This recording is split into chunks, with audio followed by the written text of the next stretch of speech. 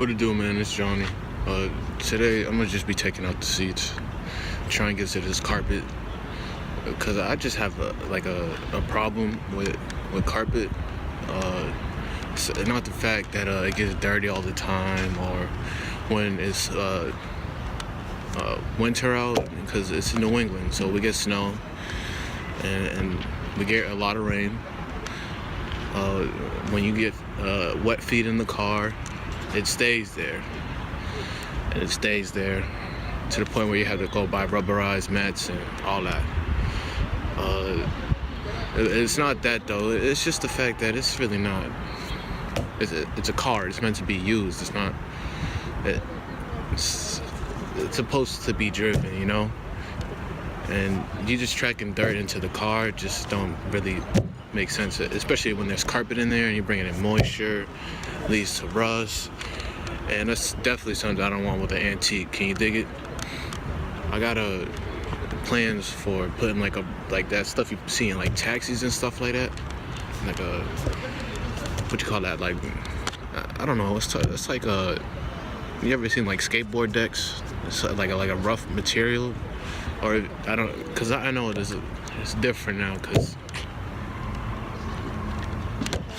people driving Ubers and stuff like that. And y'all haven't really seen taxis where they have like the hard floors and stuff like that, but taxis used to come with hard floors, like a really rough rubberized like floor. So it was easier for them to clean the dirt out of it. It was easier for them to see the moisture and track it. Stuff like that. But the main reason I want to do that is just because I want to be able to preserve this car, and the best way possible for me, I think, is just to get all the stuff that would cause rust, you know. So that carpet has to go. I understand this is a luxury car and it's dope to have that shag carpet in there, stuff like that. If you want it, I mean, you can have it, but this is my build. I'm gonna do it how I want. You smell me? Let's get right into it, man. Taking out seats on a 1982 Lincoln, man. If you haven't already, man, share with somebody who has an old car, man, or a car you consider old. And after you've done that, man, make sure you subscribe to stay up to date with the channel and all that. To really make sure you do that, ring the bell. It's gonna be right next to the subscribe button. This will probably be right in the subscribe button still.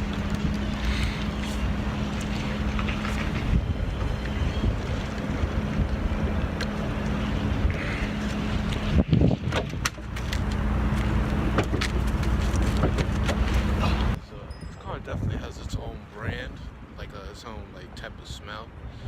Like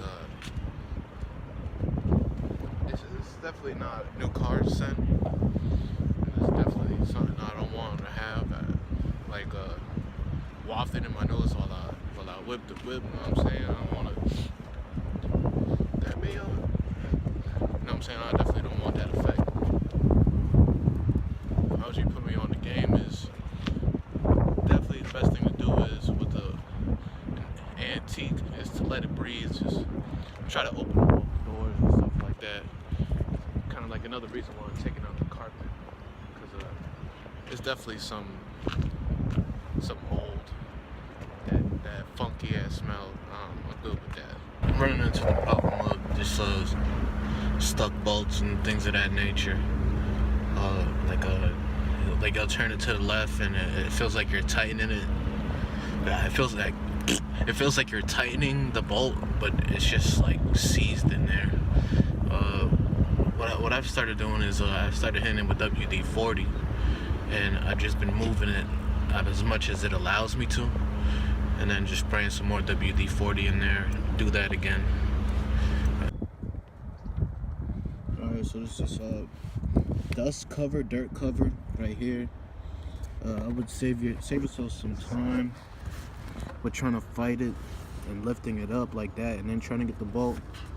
There's a Phillips head right in between here. Fucking dust in my eye. Ow, ow.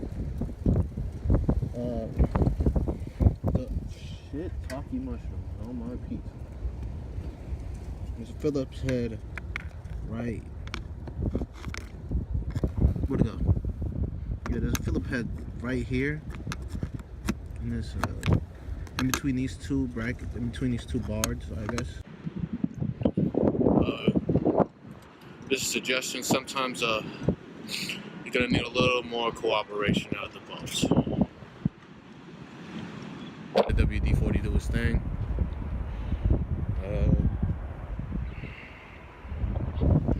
Yeah.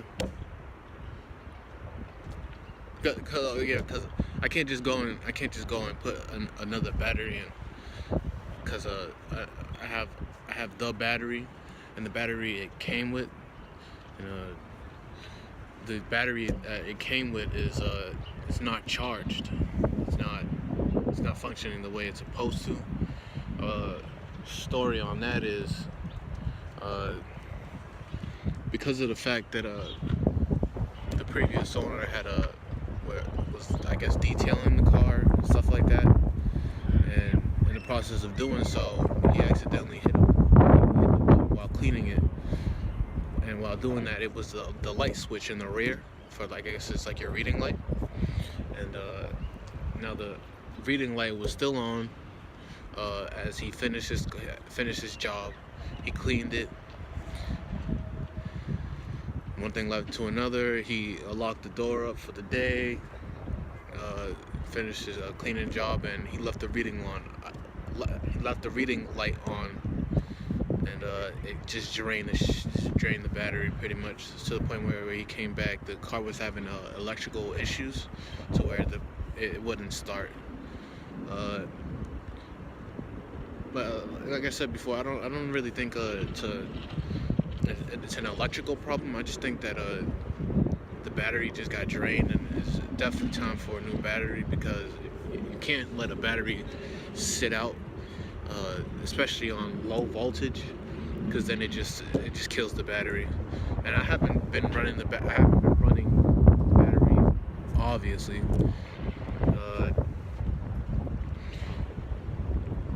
So I'd have to let it charge. I'd have to let my jump starter charge, put the battery back in. It gets deeper than that. So the positive wire was shot. Alright, so look, the battery is gonna have to be charged by my jump starter while it's in the car. Problem is that the positive wire to the battery was shot. It was pretty much just rusted out. It had like it was all signs of rust. It was the green mold or the green buildup. All the stuff you're not supposed to see on your battery was on that wire. I tried to clean it up, try to clean up the connections for it, try to put it back in, see if that would help the charge or anything like that. No. So yeah, I'm gonna just get to all the bolts I can as of right now, and I'm gonna see about getting that wire pretty soon.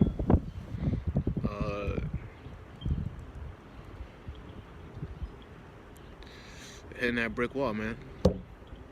That's what it's all about, huh?